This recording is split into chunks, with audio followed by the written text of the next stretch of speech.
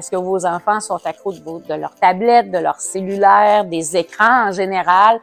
Possiblement tous un peu. Et on ne sait pas toujours comment réagir comme parents. Est-ce qu'on doit aller dans l'interdiction complètement? Est-ce qu'on doit leur permettre de l'avoir? Souvent, ils vont nous dire que c'est leur moyen de communication, surtout nos adolescents avec leur cellulaire.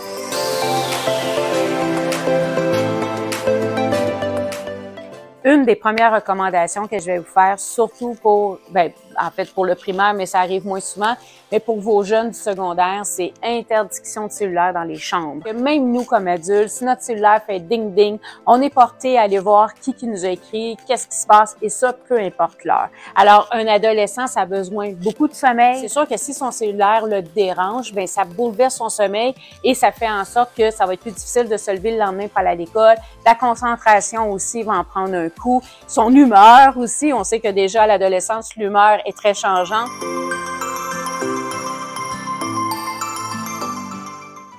Normalement, ce que Santé Canada nous recommande, c'est 2 heures de temps d'écran par jour.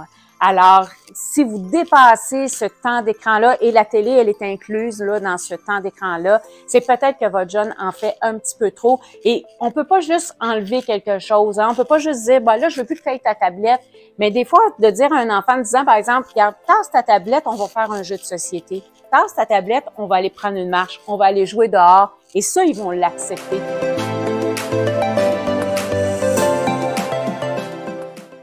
Un dernier petit truc, contrôle parental. Assurez-vous d'avoir un contrôle parental sur les écrans de vos enfants pour pas qu'ils se retrouvent dans des sites que vous voulez pas qu'il aille. Et pour notre adolescent, c'est de lui faire comprendre que cet appareil-là, on peut aller voir ce qui se passe si ça nous inquiète, si son changement de comportement, si on le sent plus dépressif, s'il est toujours en train d'aller surveiller ce qui se passe pour voir s'il y a quelqu'un qui a mis un commentaire ou un like.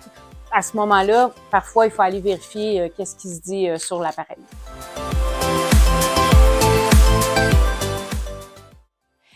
Une discipline bienveillante, il faut faire très attention parce que parfois, les gens ont l'impression qu'une discipline bienveillante veut dire qu'on laisse tout faire à l'enfant alors que c'est complètement faux. Une discipline bienveillante, ça va être plus dans l'approche qu'on va faire la discipline.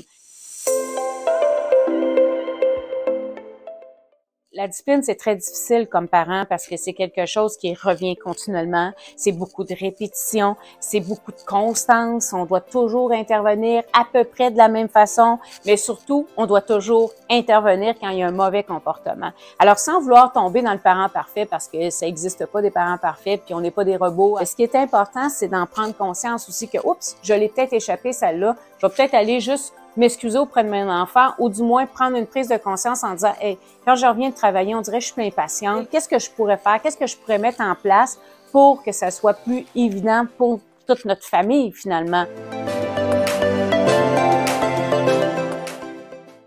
Ce qui est important à retenir, c'est que pour avoir une bonne discipline, que ça se passe bien dans vos maisons, ça prend des règles. Ça prend des règles, mais ça prend des règles qui sont respectées. Et respectées par les deux parents, respectées par les adultes aussi qui tourbillonnent alentour de vos enfants si les grands-parents sont très impliqués, par exemple. Si la règle, c'est de ne pas manger dans le salon, on mange jamais dans le salon. Pas plus avec maman, pas plus avec papa.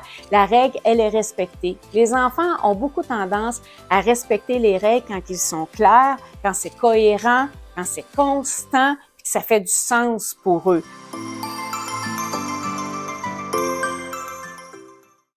Comment on la bâtit, cette fameuse estime-là qu'on entend souvent parler? Bien, c'est souvent par des commentaires positifs. Ça part de la maison, très jeune âge. Encourager l'enfant, lui dire qu'on croit, lui faire vivre des réussites aussi. Un enfant de 3 ans, par exemple, qu'on lui donne un casse-tête de 100 morceaux, automatiquement, on le met vis-à-vis l'échec.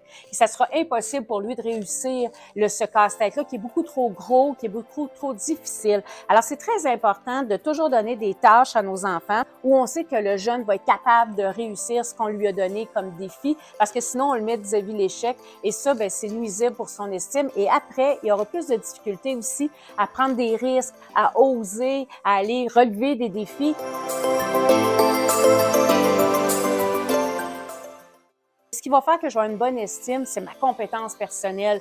Si je me sens bon, si je me sens courageux, si j'ai l'impression que les gens croient en moi, alentour de moi. Souvenez-vous qu'un enfant, qu'un jeune, c'est un être en construction. Alors, il est ce qu'on lui dit qu'il est.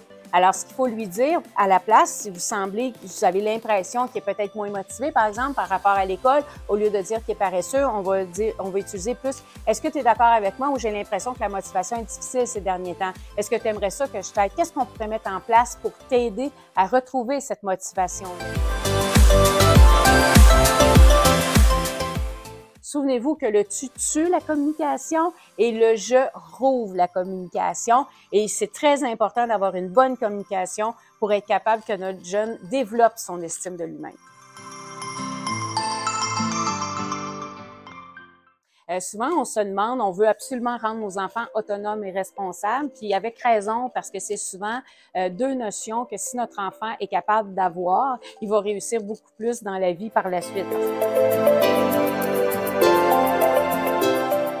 Souvent, on peut avoir tendance à vouloir la développer trop rapidement. Alors, par exemple, de demander à un enfant de 3 ans de bien ranger ses choses, de s'habiller tout le temps toute seule, de se déshabiller tout le temps toute seule, ça peut être trop pour cet enfant-là. Ce qu'on sait en général, c'est que quand on veut développer l'autonomie, c'est que l'enfant va nous le réclamer. Quand un enfant n'est pas surprotégé, il va nous le demander, il va nous le dire, il va dire « je suis capable tout seul, je veux le faire, je veux… » Puis, parfois, c'est nous qui brimons un peu son autonomie en disant « pas sûr que j'ai le goût qu'il mette de la farine partout, pas sûr que j'ai le goût aujourd'hui qu'il en fasse de la cuisine. » Et pourtant, c'est des choses qu'il faut qu'on se remémore comme parents en se disant « oui, mais si je veux qu'il devienne autonome, c'est un peu ce qu'il faut que je fasse. Il faut que moi aussi, comme parent, j'accepte de prendre des risques. » Alors, pour développer l'autonomie chez votre enfant, souvenez-vous qu'il ne faut pas tomber dans la surprotection. Il faut lui donner des tâches qui sont à la hauteur, qu'il est capable de faire et que si jamais vous sentez que c'est plus difficile pour votre enfant, on fait juste faire un pas en arrière en se disant « mais peut-être que la petite sœur, elle était capable de se déshabiller à 3 ans, mais lui pas. » Ça ne veut pas dire qu'il est paresseux, ça ne veut pas dire qu'il ne peut pas devenir autonome, mais c'est peut-être juste qu'on est allé un petit peu trop vite. Et l'autonomie puis le sens des responsabilités, c'est aussi bon pour nos adolescents, adaptés à leur groupe d'âge naturellement.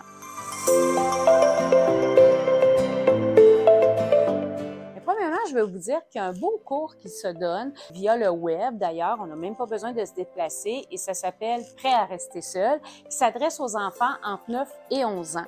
Alors, c'est un cours de 6 heures et ça permet à votre enfant de vérifier un petit peu justement s'il se sent prêt en mettant plusieurs mises en situation au cas d'urgence, comment il réagirait, qu'est-ce qu'il ferait si telle situation arrivait.